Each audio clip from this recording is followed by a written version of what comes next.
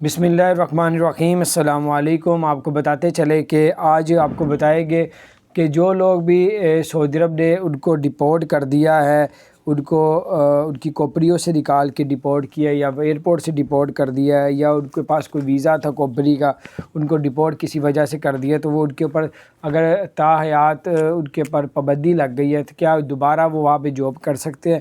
ان کی جو آپ کو جو انفارمیشن مجھے ملی ہے وہ بتا رہے ہیں کہ جن کے اوپر پابندی لگی ہے، ڈپورٹ کیا ہے، اس کے اوپر آج جو ہے اگر اس کے اوپر پابندی لگ گئی ہے تو وہ پابندی نہیں اٹھتی، تو آپ اس میں عمرہ حج کر سکتے ہیں۔